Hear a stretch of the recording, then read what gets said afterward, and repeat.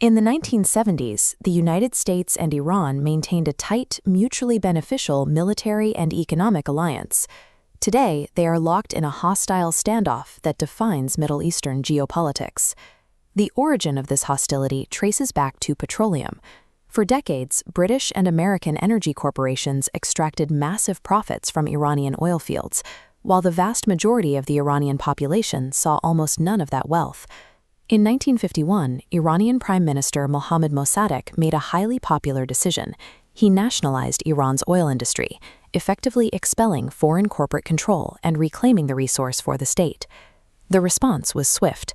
Western intelligence agencies, specifically the CIA and MI16, orchestrated a covert coup. They overthrew Mossadegh and installed a monarch highly sympathetic to Western interests, Mohammad Reza Pahlavi. Under Pahlavi's rule, Iran launched the White Revolution, an aggressive modernization campaign.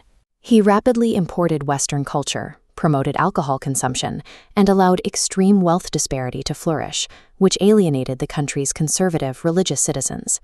By forcibly removing a popular leader for oil, the United States inadvertently laid the groundwork for a massive, radicalized backlash against Western influence. The breaking point arrived with the Shah's extravagant Persepolis celebration in 1971.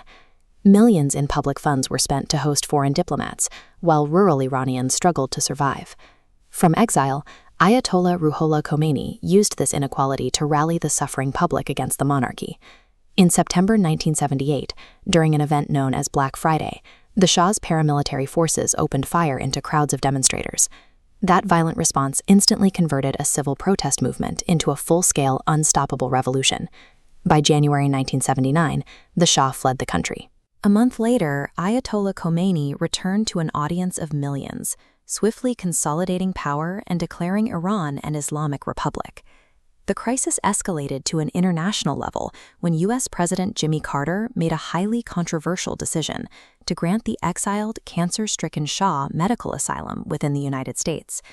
Furious Iranian students demanded the Shah be returned to face execution.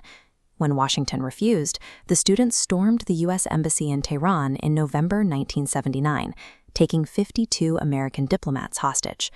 For 444 days, the crisis paralyzed Washington. It broadcast a clear message globally. Conventional military dominance offered zero leverage against a deeply radicalized, furious public. Facing immense domestic pressure, President Carter authorized Operation Eagle Claw in 1980, a highly complex, multi-stage covert military rescue mission. This diagram shows the logistical master plan: C-130 transport planes launching from Oman and RH-53 helicopters lifting off from the USS Nimitz aircraft carrier. Both groups were scheduled to fly separate routes before converging at a dark, remote staging area deep in the Iranian desert, designated Desert 1. The mission encountered severe environmental variables almost immediately. Intense sandstorms caused visibility drops and hydraulic failures. By the time they reached the waypoint, these mechanical issues disabled 3 of the 8 required helicopters. With the minimum helicopter threshold unmet, the operation was aborted. But during the rushed, chaotic evacuation in the dark, a helicopter collided with a C-130 transport plane. The impact triggered a massive explosion, killing 8 American servicemen instantly. U.S. forces fled the desert in a panic, leaving behind charred wreckage, classified documents, and fully functional helicopters that the Iranian military proudly captured. This highly public military disaster cost Jimmy Carter his re-election. For the Iranian public, the American failure in the desert was proof that divine intervention was actively protecting their new Islamic state. Realizing that the United States would continuously attempt to topple his regime, Ayatollah Khomeini completely restructured Iran's political and military DNA. He engineered a dual-layered firewall to protect the Islamic Revolution from within. This chart shows the first layer, the political shield. Before anyone can run for office, they are filtered upward through a narrow bottleneck called the Guardian Council.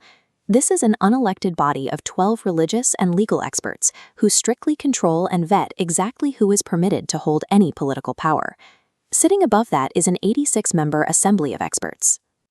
Their primary function is to select the supreme leader, the single office at the apex of the government that holds absolute, final authority over all domestic and foreign policy decisions.